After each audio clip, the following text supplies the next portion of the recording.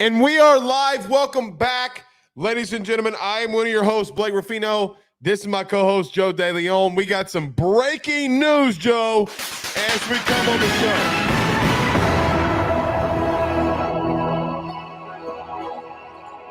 show. Jim Harbaugh is taking his coaching talents to Los Angeles to be the next head coach of the Chargers. What do you think? I'm not stunned because it started to really pick up steam since this morning, and this started to seem like this was going to be. We even spent time after the national championship multiple times talking about, do we think Jim Harbaugh is leaving? We both said yes. It's crazy. I think that this is the timing of it sucks because we just watched what happened with Alabama, and I'm curious to see how this impacts the decision making for the next hire for Michigan's head coaching opening. I would assume it would be Sharon Moore. We're going to dive into that later on, but I mean, hey man, Brian Kelly's always on the table, right, Blake? Yeah, Billy Lucci, Texas, said that he's going to Michigan. So, I mean, a lot of LSU people did too. So, there's only one guy who said it's not going to happen, and then it was this guy. So, let's see whose sources win on this one. Nevertheless, Joe, we got to talk about what does it mean that Harbaugh is going to the Chargers? How do we like the move, him going to the Chargers? I honestly think it's a really good one for him because he's got a good quarterback. He's got to get a better offensive line in there. I would expect him to bring some coaches with him. Let's see how that goes. Probably his DC and mentor. But we'll talk about the potential coaching replacements. Does Sharon Moore make sense? Does Lance Leipold make some sense? The Kansas head coach, even though he just signed an extension, do they go after a guy like Lance Leipold, who would make some realistic sense for Michigan? Players can't enter the portal. What does this impact mean, Joe, that he's leaving at this late of a date into the cycle? We'll talk about that as well. I'm sure we'll spend a lot of chunk of the show that Harbaugh is heading to the Chargers. But in the case that we don't spend the whole show on it, Joe, we'll also talk about, I think, ACC projections, maybe Jeff Lebby early projections, but we'll play that a little bit by ear because we do got some Harbaugh that we have to talk about. And Will Rogers staying in Washington. Okay, what are you? Not exciting. Not really exciting. I was hoping he would go to Alabama with Kalen DeBoer. Not really. I think that him staying in Washington moves the needle a little bit more than him going to Alabama because I don't even know if he necessarily gets onto the field. I just want to see at Alabama downfall. So that's what it really is. You wanted to see Will Rogers drag Alabama down with him. No, here's what I really wanted to see. I just wanted to see Alabama fans try to defend it. But they got a big commitment today. They got a massive commitment today. Ryan Williams, a 5-star receiver, committed to Bama. So DeBoer making moves. I mean, he's going to have to do more than this because this was already trending that way. I mean, he didn't have to. I mean, let's pump the brakes. He still lost a lot, but I just wanted to see Alabama fans have to defend Will Rogers. That's all. Yeah, it's a fair point. Good for Kalen DeBoer to bring in Ryan Williams, though. A kid who I believe decommitted, and they got him to recommit. Wide receivers, I don't think are going to ever be hard, or quarterbacks to really be hard for Kalen DeBoer to recruit. It's just going to all come down to do they capably bring in any offensive and defensive linemen that are going to do damage, and that remains to be seen. Does remain to be seen, but we got lots and lots of things we got to talk about here tonight, Joe, because of this man right here, Jim Harbaugh. So intense. Jim Harbaugh leaving the University of Michigan and heading to LA for the Chargers. So let's waste no time. Everybody do us a favor by hitting the like and share. If you're on Facebook, do us a favor. Hit the like button, hit the share to all those groups, share to all those social media pages. If you're watching us, listening to us on YouTube, like, subscribe, and notification bell. And wherever you're listening to podcasts, rate, review, and subscribe. Joe, let's talk about our good friends over at betonline.ag. Harbaugh out. Maybe Sharon Moore in, but we got lots to discuss on that. We do that next. BetOnline is the fastest and easiest way for you to wager on all of your favorite sports, contests, events. with the first-to-market odds and lines. Find reviews for all the news for each league, including Major League Baseball, NFL, NBA, NHL, combat sports, college sports, esports, and even golf. BetOnline continues to be the top online resource for all of your sports information for live in-game betting, props, and futures. Head on over to BetOnline today and use your mobile device to join and make your first sports bet. Use our promo code BELIEVE50, that's BELIEVE50, BLEAV 50, to receive your 50% off welcome bonus on your first deposit. That's betonline.ag, betonline.ag. We're back.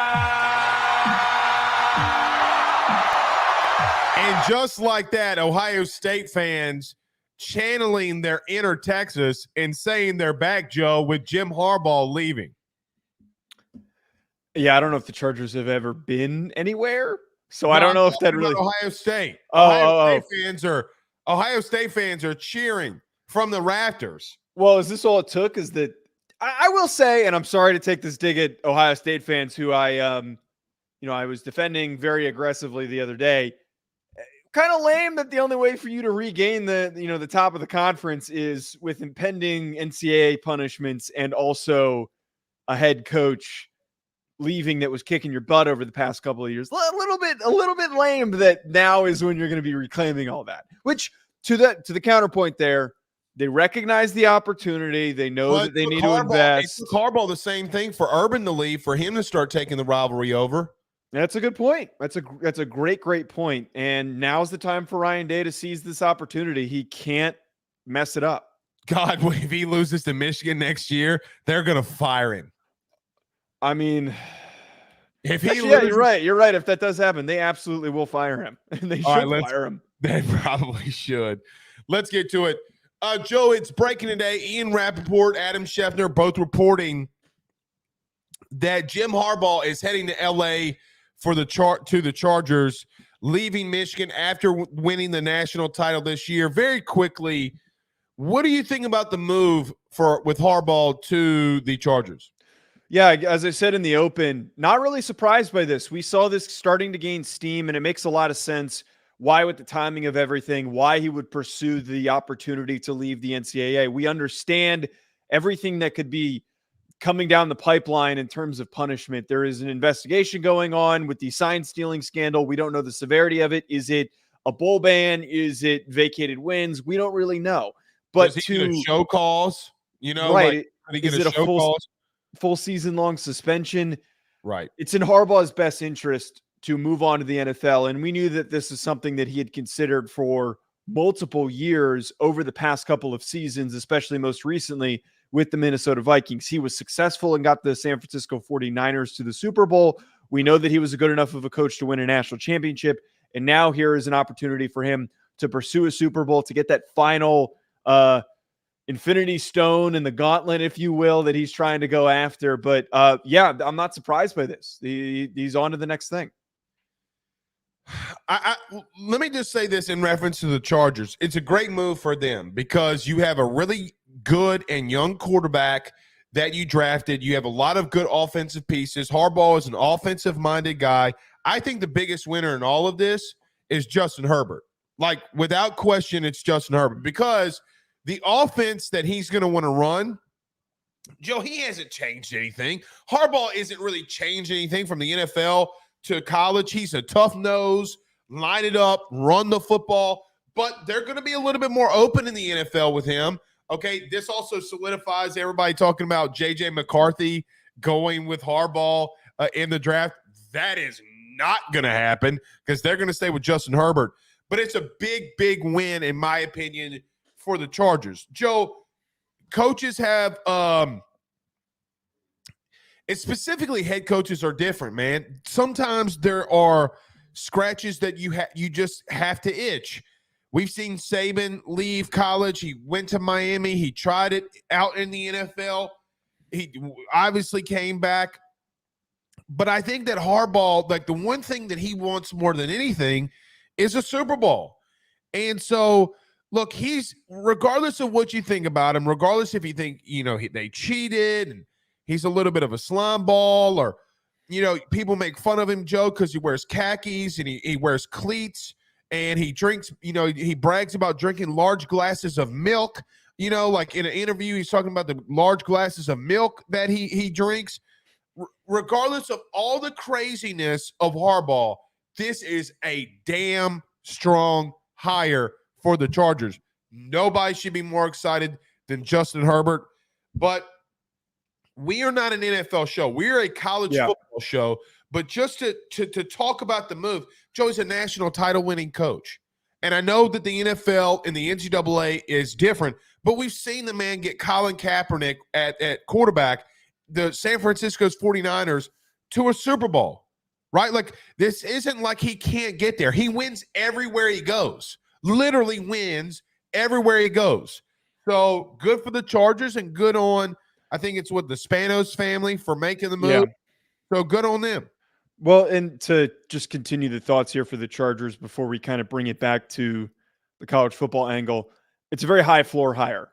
There hasn't been a single place that he's gone when he was the head coach at University of San Diego, when he was at Stanford, and then when he ended up with the 49ers and then back at Michigan, that he didn't have a consistent winning record. The one bad year that they had was during COVID, and that was a whole mess. And, we don't need to rehash. Do we really blame him for that? Right. That's what I'm saying. We don't need to relive the complications. There were a lot of weird things that happened with teams that were good when they weren't supposed to be, like Indiana, and then bad when they weren't supposed to be, like Michigan. He has been so consistently good. And I think that at the very worst, you're going to have a consistent playoff team, whether it's a wild card team, whether it's winning the division. This is what the Chargers needed to bring themselves back to relevance. I think that this, as you talked about, is the perfect situation, and just in terms of the roster construction at the moment, for Jim Harbaugh to take it and to hit the ground running like he's done at every single job that he's had. He did that with the 49ers. He did that with Michigan. Again, he has hit the ground running every single time that he has taken over a job over the past few jobs that he's been a part of. They've got really good defensive pieces. They're very physical up front, and they can be physical up front. Their offensive line needs a little bit of work, but the biggest part here is that Justin Herbert has a lot of really good receivers. I mean, one could argue that there's the shell of what he needs to build the NFL's version of Michigan, which is built along the lines of scrimmage, running the football, developing your offense on rolling out and play action and moving and throwing on the run, all of that stuff. The bones are there for him to do that with the Los Angeles Chargers. Let me ask you the question and the big elephant in the room. Does this signify that Michigan's about to get popped by the NCAA? Because let me tell you this. It's not as if Harbaugh has not had the opportunities to go other places, Joe. Well, a lot of people report, well, this happened when he interviewed this time, that happened when, he interviewed that time. I don't really buy that. I think he makes this move solely because of a thing, too. Number one, he's a national title winner, okay? And number two, he holds all the pieces and the cards here on where he wants to go. All NFL teams that have openings would have taken Harbaugh. That's just the truth. Does this signify for Michigan that the NCAA is about to come down hard on them with some sanctions? I think so. I had kind of heard a little bit of a murmur that something was potentially coming. I don't know what it is. Shut up. I don't know exactly what it's going to be, but yes, the timing does make me kind of think, does this mean that something is going to be coming? I think yes, at the very least in the next month. I know that that's a really massive window, but in the scheme of the NCAA moving at an incredibly snail-like pace and it also being the offseason, a month sounds pretty realistic. We could maybe even hear something by the end of the week that something's coming. But yeah, it sounded like that disrupted the capability of Harbaugh renegotiating with Michigan to stay. I don't think that he really wanted to stay. He just wanted to have that on the table so that he could properly get the best deal possible from the Chargers or the Atlanta Falcons. But it did seem to impact his ability to get the salary that he was looking for if he decided to go back to Michigan, because of the implications that would come into place of, is he suspended? Is he suspended without pay? How does that all look? So let me just say this too about Harbaugh. because with everything that's come out, I think one thing gets missed and we don't talk about as much. Joe, he's still a really damn good coach. Like, Joe, I remember when I first came on to Believe with AYS. And I took a lot of ridicule because we used to have a segment that we would just talk about all college football, okay? Like all we did was talk about college football. Kind of like I just did a segment twice a week, kind of like just what we're doing the show on. And Harbaugh lost like 3 straight against Ohio State. And I was like, guys, you can't hit the panic button. Like you cannot hit the panic button. In 2020, okay, after the bad COVID year, I came out, Joe, and said something that people ridiculed me for in reference to I thought that he still could win a national championship at Michigan. Got obliterated, okay? Long story short, we're here. I think what gets missed in all this, because Harbaugh leaving, them winning a national title, and a cheating scandal, like I know Ohio State fans will be probably the only fan base that disagrees with me here. They will say, well, he's just a cheater. Okay, well, cool. He's still a really good coach, Joe, and this is a massive home run hire for the Chargers. And I think that goes unnoticed and missed from a college football aspect. Yeah, that just kind of final thought on the departure aspect before I think we're going to, really dive into what does this mean next for Michigan. But he deserves recognition for the success that he did produce at Michigan. And it had been a very long time, multiple head coaches in the past 20 years of not even coming close. Like there were a lot of down years. And me being a Notre Dame fan, yeah, I absolutely relished in the fact that Notre Dame was beating the crap out of Michigan most years. We had Brady Hoke, we had Rich Rod. They were consistently not only mediocre, but there were a lot of years where they were below mediocre. They were not a good football program. It felt like Michigan was really starting to get passed by, and he really raised the standard at Michigan. He really improved the quality of play to the point where they're consistently churning out not just championship caliber teams over the past couple of years, but since he first got there, a lot of NFL draft picks, a lot of first round draft picks, a lot of defensive backs, a lot of defensive linemen. And he's about to potentially put a first round quarterback into the NFL because of his recruitment, because of his player development. I think it really is proof of how good of a head coach he has been in the college ranks. And it sucks in 20 years from now, 30 years from now, I think our understanding and our legacy of him is probably going to be a little bit marred. I don't think it's totally justified because of the one thing that happened. You don't think that people are going to envy, like, man, Harbaugh? You know what I think is going to happen? I think teams are like big, high profile teams are going to make coaching changes. And if things start not working out with the Chargers, Harbaugh's name's constantly going to come up. Oh, for college jobs. For college jobs. Yeah, I don't think this is the end all be all. It might be for Harbaugh. I think it is. I mean, he's kind of up there in age. Remember how John Gruden's name before he went to the Raiders, how it always came up, like everybody was going to hire John Gruden? Yeah, but John Gruden is a lot younger. Like John Gruden's only 60 now. Yeah, that's true, but I just think that we'll see. But I do think that people. They're both 60. I just think people like once time passes, his legacy will continue. And you know what's going to amplify that? Is when the next head coach doesn't beat Ohio State consistently. It's good. His legend at Michigan's going to build because they're not beating Ohio State. That's what's going to happen. Right. Okay. All right. So let's talk about some potential replacements. Joe, obviously with Harbaugh going to the Chargers, there's obviously a hole to fill at the head coaching position. Let's start with a couple of candidates. Now, it's being reported by a lot of people already that Sharon Moore, their offensive coordinator, who did step in a lot this past season as the interim, that he was going to be the heir apparent next head coach for Michigan if Harbaugh were to leave. We've had this conversation before, and if you remember, Joe, remember when I told you that Michigan should kick the tires on Kalen DeBoer? It's funny that literally Kalen DeBoer is now at Alabama. But do you remember that conversation that we had? Yeah. That Yeah. Michigan could kick the tires? I still think they need to do that. Don't make Sharon Moore the end-all, be-all for you, at least in my opinion. But what do you think? Let's go through some of these candidates. What do you think they ultimately do, and who are some other candidates that you think could get the job at Michigan?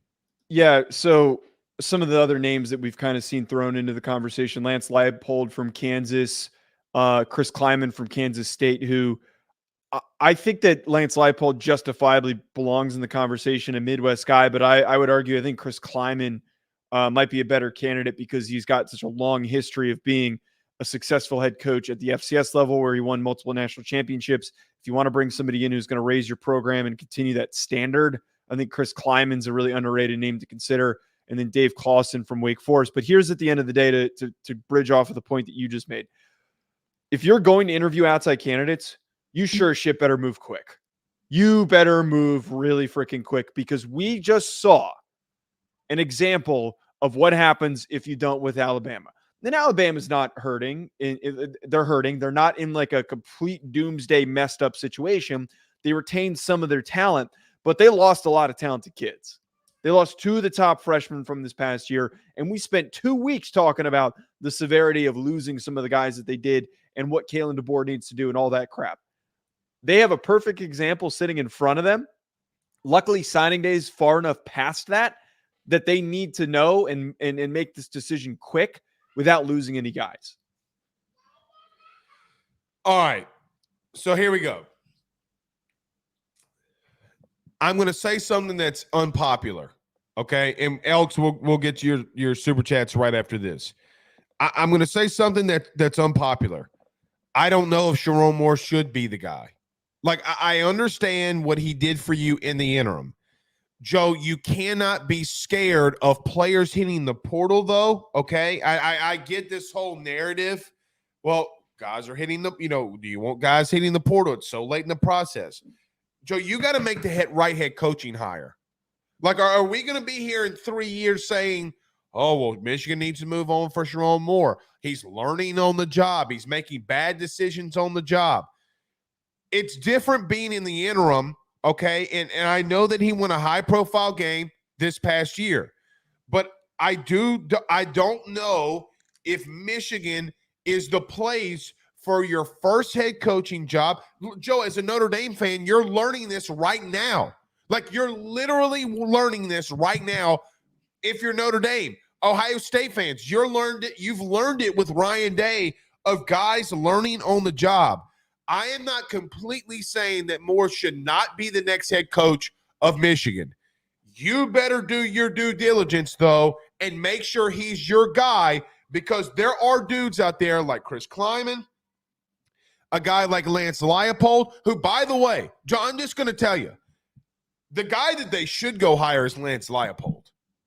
Like, he is the dude that they should go and hire because he's been in the Midwest.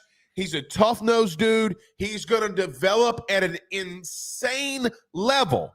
You could make the argument, Joe, right now in the last 3 years, he's been the best developer of talent based off of what he saw at Kansas. Wait, like, who is he really developed, though, at Kansas? It does, Joe, he's taken no-star dudes, and they've gotten an 8-win season.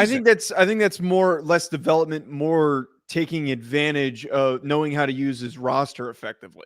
But I get what you're saying. I'm pushing back on this because but hold on one second.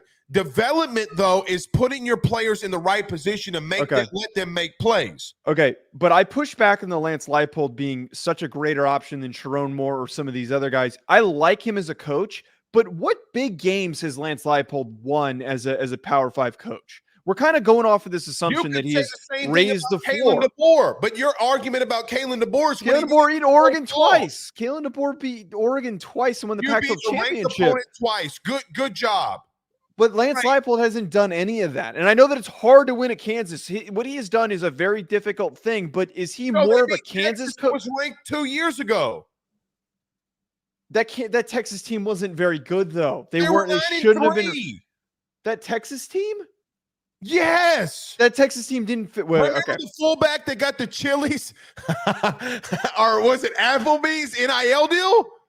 They asked the fullback after he scored a 2-point conversion, "What are you going to do?" And he goes, "I'm going to Applebee's." I just don't think that Leipold is this blatant, clear next great head coach. I don't think that he is. I think you're a buffoon.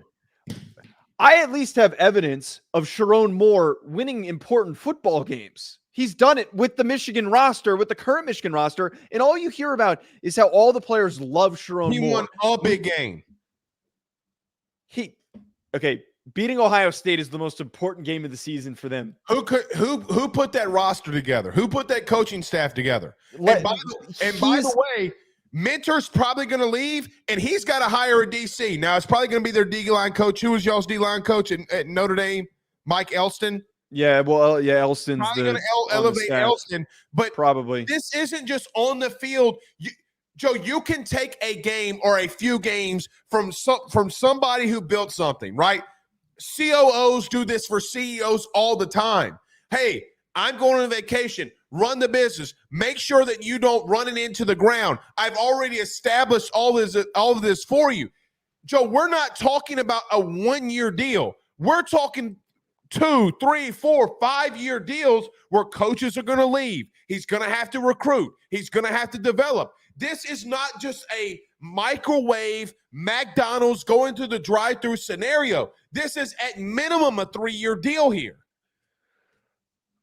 He has at least been a part of building the current structure of the success. Wouldn't you want to keep someone that was the same for Urban, and to them, has it worked? Okay, I have been critical of Ryan Day, but at the same time, it's not like Ryan Day's driven that thing into the ground.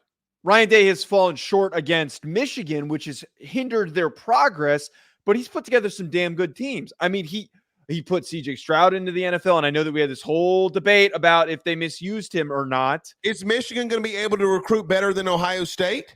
I honestly, okay, first of all, Michigan's recruitment capabilities are different than Ohio State's because of the fact that there are different academic standards that are required for Michigan and whatnot. It is one of the most academically prestigious public schools in the country. It's not easy to get into. It's very, very hard to get into. And I'm sure that is going to run into it. And we see that with a lot of the guys that they bring in are of the Notre Dame, UCLA caliber, Stanford caliber guys that end up going there. So that's something to consider. But I know that Sharon Moore can recruit at Michigan because I know he wasn't the head coach, but he is a key integral part of bringing in key important players to Michigan. He has been there for that. He knows how to recruit guys and how to sell guys that.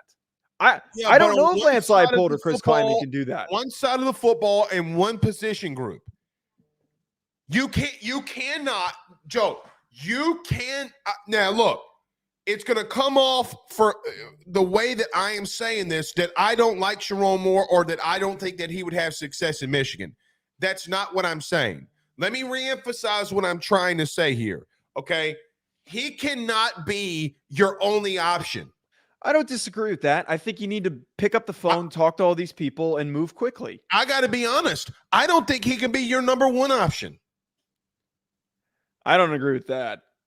Okay. Well, it is a massive risk when you hire a first-time head coach that's never been a head coach anywhere else. Let me ask you this, though. Don't you think that say Sharon Moore is your contingency plan? Say that is, it sounds like you should consider him more as a contingency plan rather and consider these guys as primary options. But if that's the truth, do you think that Lance Leipold, Chris Kleiman, Matt Rule, Dave Clawson, any of these candidates that were already floated out there, do you think any of those guys are going to be willing to step in immediately with impending sanctions being dropped on the program? Like, no, that's going to scare a lot of these guys away. That's a completely different argument. You bring up a good argument. I don't know if those guys would be taking that. All I'm saying is you got to go and try and get them. But I've also seen coaches that come in under sanctions that get a longer leash and a longer extension and a bigger buyout because they have things that they have to overcome. Okay. Now, we'll talk about that probably in a minute because we'll talk about kids hitting the portal and all this other stuff. I like Sharon Moore. I think he's going to do good at Michigan. I think I honestly believe he's going to be the guy at Michigan. But you can't get wrapped up in emotions. Okay, he was a part of being the OC on a team, Joe, that won you the national title.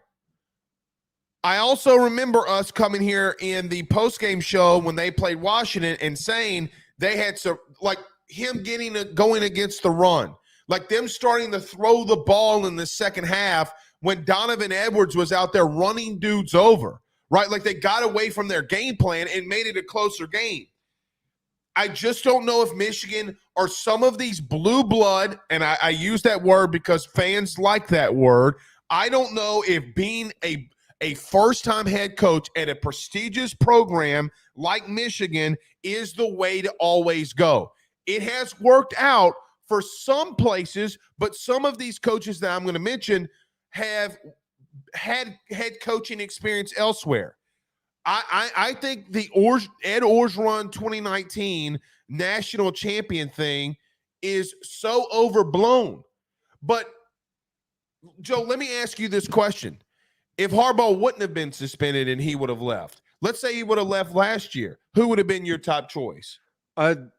Well, Sharon Moore wouldn't have been because he had one less year under his belt and he had less time. I don't even know because he didn't run things into the ground, which, by the way, Harbaugh was at practice every day throughout those weeks. Every day he was at practice. They had a game plan that they executed.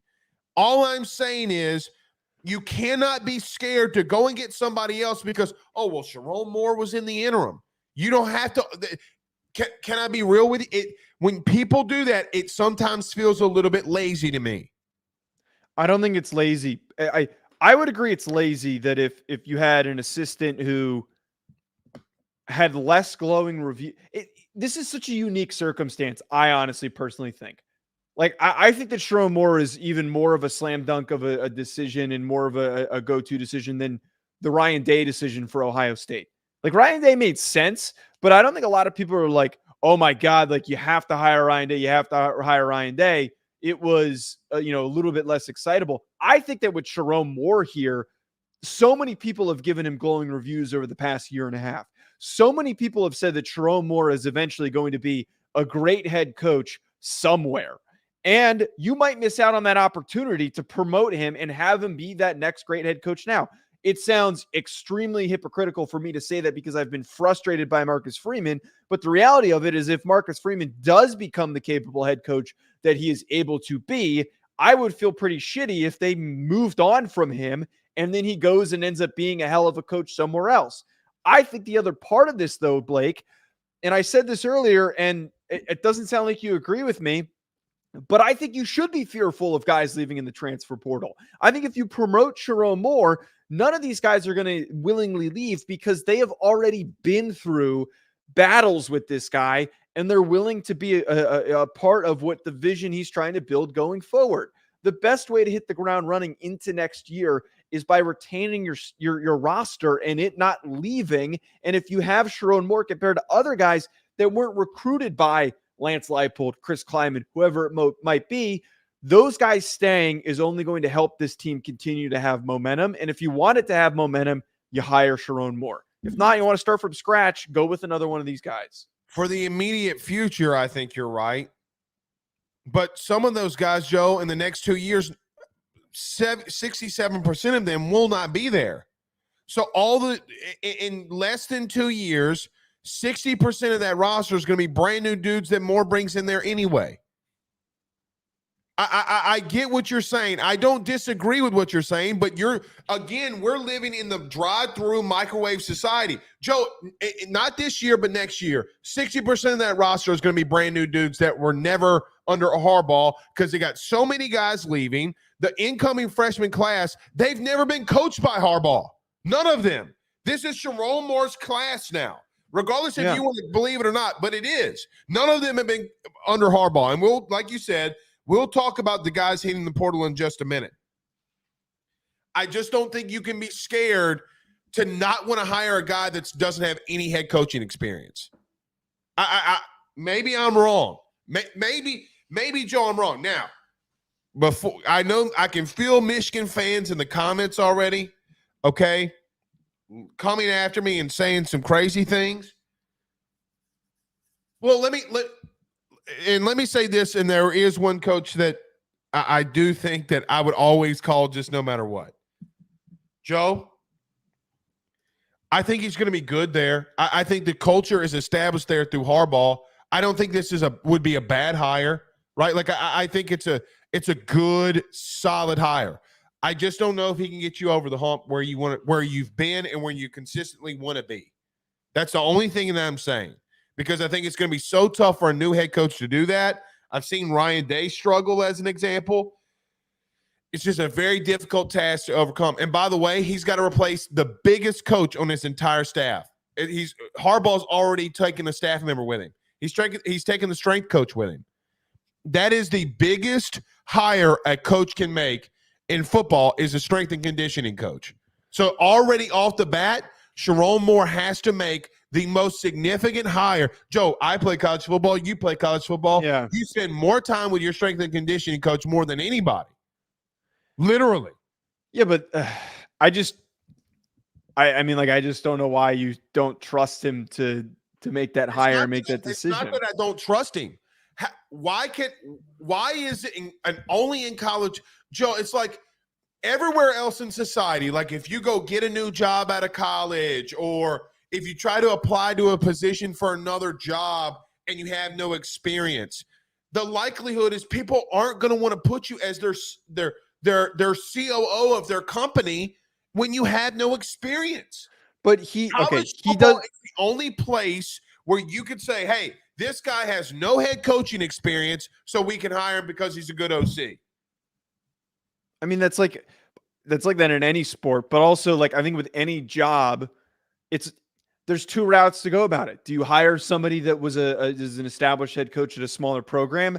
I think that has risks that are not usually talked about much, because sometimes those guys don't know how to take that next step and really work with a talented roster to be in a national championship conversation. They're really only capable of building up a shitty program. Yes. If Eli Drinkwitz said yes, would you not want him? I would pick up the phone and I would take Eli Drinkwitz before I would take Lance Leipold, but his name hasn't been brought up once. All right. Can I tell you something? What? I don't know if I wouldn't give Eli a call. I know Michigan fans are going to hate that. He's a dork. He doesn't know what to do. He has recruiting limitations at Missouri. He's not going anywhere. I'm just going to tell you, he ain't going to Michigan. But I'd pick up the phone. One more thing, because I think this is significant that we need to talk about. We haven't brought his name up. Okay. It's not just because I'm saying this because I'm an LSU guy. Okay. Who has been the number one, outside of Sharon Moore, who has been the number one guy that everybody has mentioned for the Michigan job? It shouldn't be Brian Kelly. But it has been Brian Kelly, has it not? It has been, and all right, let's talk on it. Okay. I know that you have talked about it a lot, and more than I wanted to. To take a little bit off your shoulders, I agree with you completely. There are enough blatant signals that this guy is not leaving. He literally just signed the top quarterback recruit in the state of Michigan, from the state of Michigan, to come play for LSU. Why the F would that kid sign if he knew that this was coming? He committed. He didn't sign, but he committed. Sorry, committed. Why the F would he go through all this to get the kid to commit after everything if he knew that eventually he was going to end up at Michigan? He would have said to the kid, hey, wait a little bit. If you want to come play for me, just wait like a week, and then we can revisit this. That didn't happen. All the money that has been spent on the coaching staff, it doesn't make any goddamn sense. All of it. And also on top of that, the amount of money and resources that you're going to have at LSU is way more than what you're going to have in Michigan. Are the expectations slightly lower? Yes. But I think that's kind of lame for Brian Kelly to jump to Michigan and to assume that he's trying to evade higher expectations. He's been at 2 jobs with high expectations. Why the hell is he suddenly cowering from it? It doesn't make any goddamn sense. Just because the guy coached at Central Michigan 20 years ago, for some goddamn reason, he's brought up in the conversation. He's not even from the Midwest. That's the stupid thing I keep hearing. People ask me, wait, is he from Illinois? Is he from Ohio? He's from Boston. It doesn't make any sense. He's not going there. Smart Park. Smart Park. Yeah, he doesn't have the Boston accent. He does not have the Boston accent whatsoever. All right. Let me just say this, because I've talked about this way too much because I covered the damn team. It makes no sense for him for one reason and one reason only. Why would he go there if sanctions are about to, now with something that we didn't talk about? Why would he go there if sanctions are coming from Michigan? Joe, he just donated $1 million of his own salary for an expansion at LSU football lives. It just doesn't make any sense to me. None of this has made sense. You know what does make sense? That being leaked so that he gets maybe a raise or an extension. Or more financial backing to build out his assistant staff. And he's gotten it. LSU is going to be the highest paid coaching staff in the country. They're about to look. I don't know how many LSU fans are in here, so I'll probably get away with being able to say this. They're going to hire a whole football front office like an NFL team. So the financial backing that Brian Kelly is about to get and has already gotten, and Joe, let's just call it what it is. Just going to say it like I'm just going to pull the Band-Aid right off. Quarterbacks that are number one recruits in the country don't go places for free. I mean, they just don't. He's gotten the things that he's asked for. Now, it hadn't looked pretty at times. He had to fire his whole defensive staff, but people came up to and boosters came up to the plate and said, what do you need? We want to get back to relevancy. I just don't think any of this makes sense.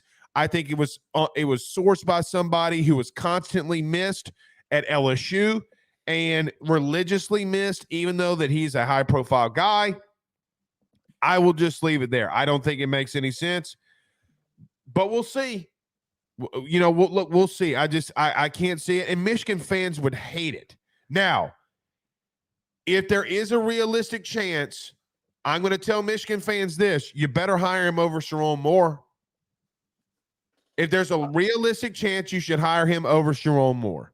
I just want to add this though. Okay. As much as logic makes sense, the only thing that holds me back slightly is that you and I fought about Denbrock leaving, and you were so adamant. Like, you were so adamant, and I believed you. I absolutely believed you. I was like, yeah, Blake's right. Denbrock is not going to Notre Dame. And That's that the different. unexpected happened. The unexpected different. happened. I know it is. I'm mostly joking by saying that. That's the only evidence that I can maybe point to where. Hold on. I didn't say BK wasn't going. Okay, you're saying it doesn't make sense. And that I just can't see it. I Okay. never said that he wasn't going.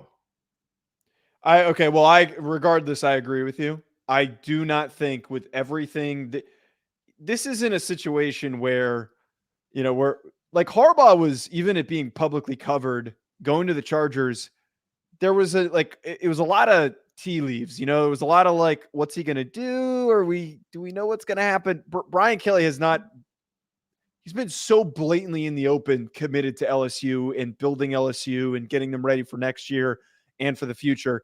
It just does not make any sense. Bringing up Dabo for Alabama makes sense because Clemson has not done dick this whole offseason. They haven't done anything. They have done the bare minimum necessary. He committed to the Illuminati. Right. He's done the bare minimum necessary to produce a good football program in the ACC. I mean, heck, I didn't even have Clemson written down in my ACC championship predictions. He made sense with Alabama because, you can make that argument of he wasn't doing anything because maybe he knew something. Brian Kelly doesn't do all that shit and then have the intention of, waiting for that phone call to come. He just doesn't. Let me ask the stupidest question of all time. Okay. Do you pick up the phone and ask Nick Saban, what would it take? No. No. I mean, he did. Honestly, I think that Saban going to Michigan is in the same line as bringing up Brian Kelly going to Michigan because it's the same shit. He coached in the Midwest once. He makes sense. Let me ask you this question. Yeah. If Nick Saban said I wanted $25 million a year and you're Michigan, do you do it? Oh, I mean, he literally just retired because of the difficulty of modern coaching. Not only does he have to endure that, but he has to step into a school that is about to face NCAA punishment. If No, there's I don't. anybody that No, can get them out of NCAA punishment, it's Nick. that is Nick would convince true. the NCAA to hit Harbaugh and not the school. So I'm kind of making a funny, but let me just tell you this. If Nick said I wanted $25 million, I'd find $25 million. They do have a rich alumni base, so Dave Portnoy could front it his own damn self, I think, if he wanted to. I don't know if he has that much money. Okay.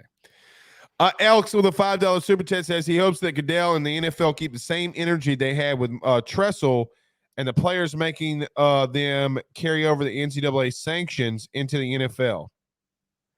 That was so long ago. I understand what he's saying, that if you're going to take those actions that you did that was over 10 years ago, I think, with Terrell Pryor and all those guys.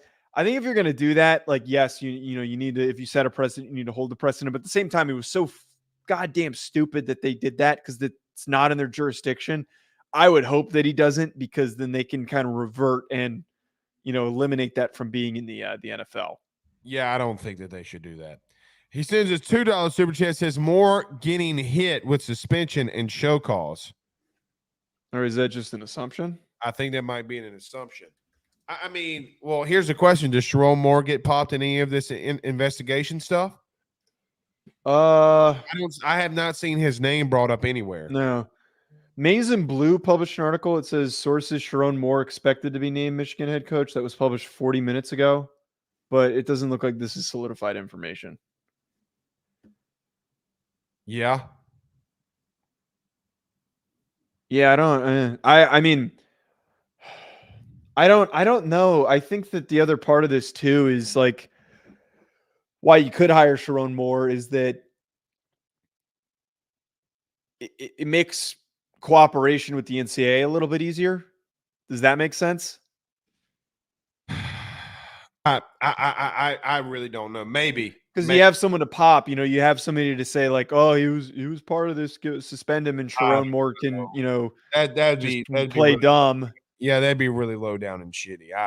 Well, I'm not saying that they would sell him out. I'm saying that, like, you promote Sharon Moore and then you say, like, well, the NCAA is kind of trying to, give us these punishments. Maybe they can just make it some sort of a suspension or something. I don't know the level that this is working, but I don't know if that makes it easier instead of it being like a monetary or a bowl ban for the next head coach.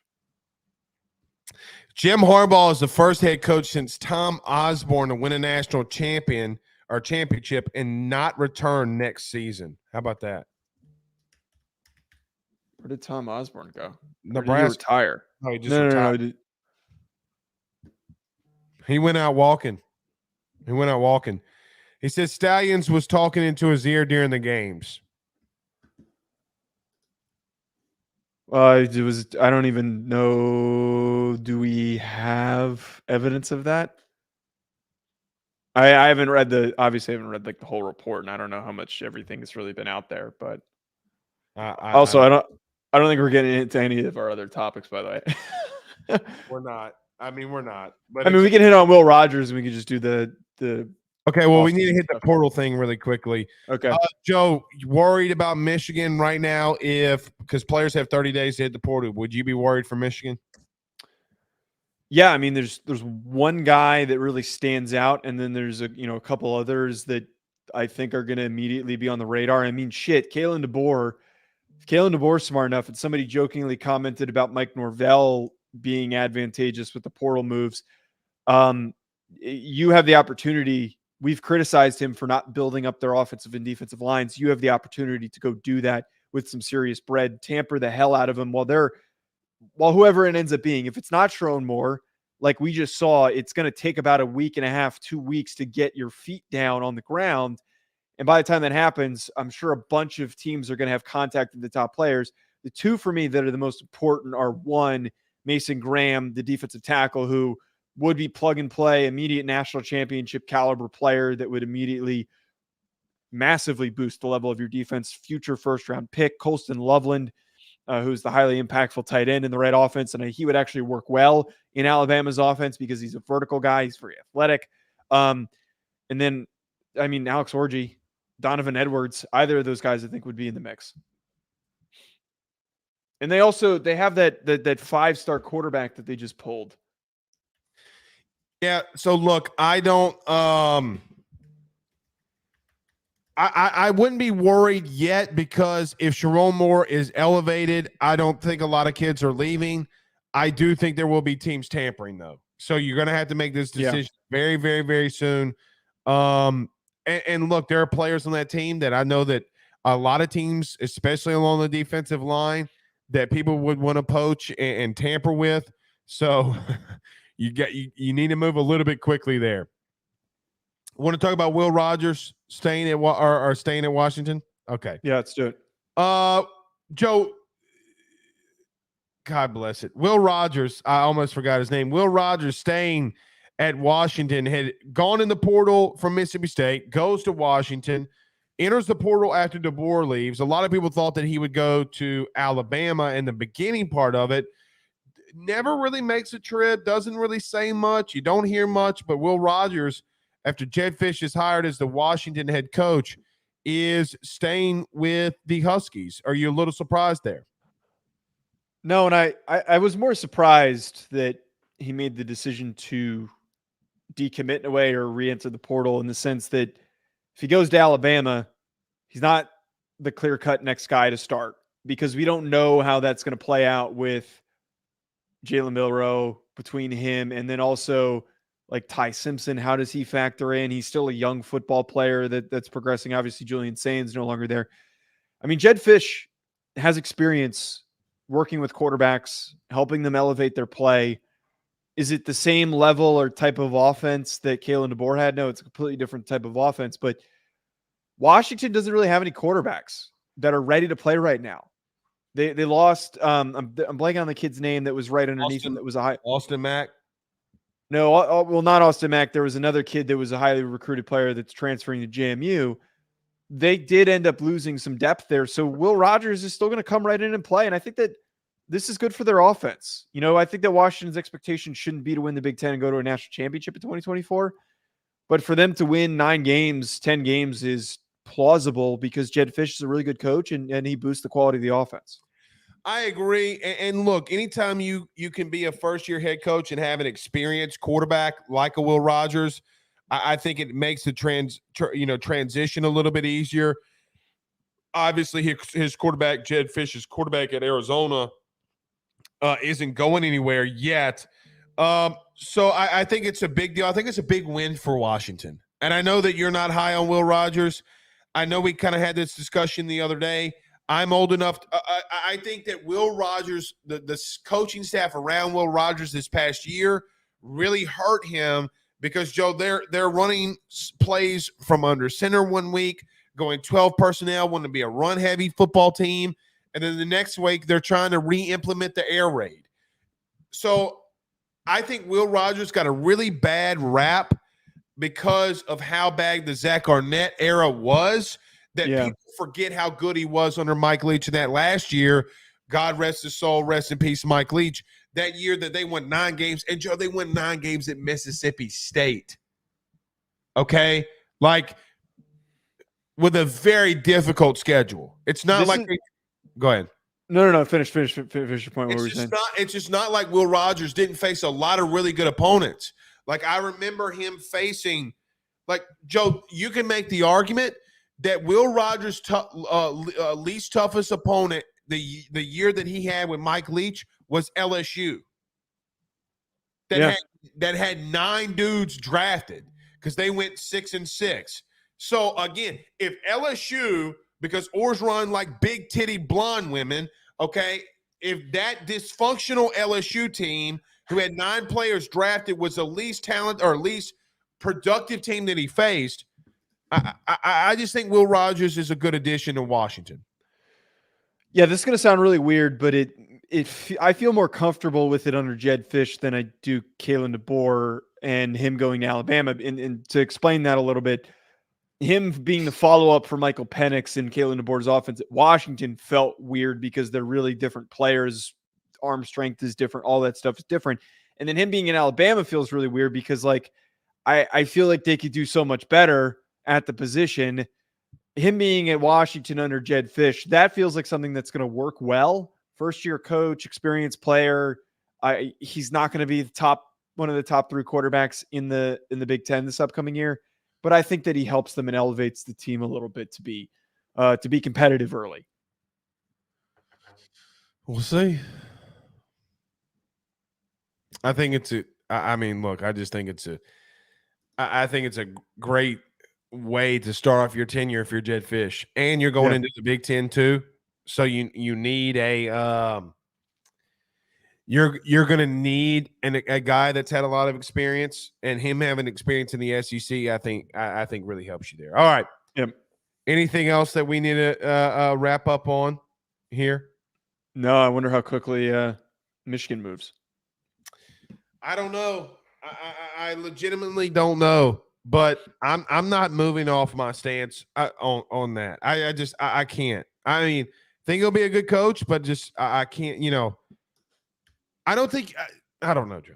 I just don't think you can run it. You could go in there and say that for a fact he's going to be a good head coach when he hasn't ever been a head coach. No, I mean, I don't think you know for a fact, but at the very least, I mean, the guy, we've watched him coach a game. We know he knows the roster and the roster likes him. We know he's a good recruiter. We know he's a good talent developer. I mean, he was the offensive line coach. What was the most important part of that team? Well, both offensive line scrimmage. You could say that Mike Elston should get the head coaching job because he's a Michigan man, and look what their D-line looked like. But Mike Elston was never like as hands-on as Sharon Moore was. Did you see their D-line? No, I'm saying that he wasn't calling plays. He wasn't one of the interim coaches during these suspensions. You know who would be the best head coach of all time at Michigan? Like it should not even be a question. Tom Brady. Tom Brady's not going to take that job. Are you kidding me? Tommy Rees. They could pick up the phone. Call Tommy Rees. It's true. But you know how fans are. Fans are going to be like, hire Tom Brady. Heard he ain't doing nothing. You know that there's going to be some stupid Michigan fan that's out there saying hire Tom Brady. He's making more money than he needs to be. Sleeping with supermodels. Sorry, How is he the one that gets paid for having sex with supermodels? Well, no, it's not that. I'm saying that because his Fox contract that he just got is like I forgot about that. Ridiculous. All right, Brian Kelly to Michigan. We'll see y'all on Sunday. Y'all have a good night, guys. Peace.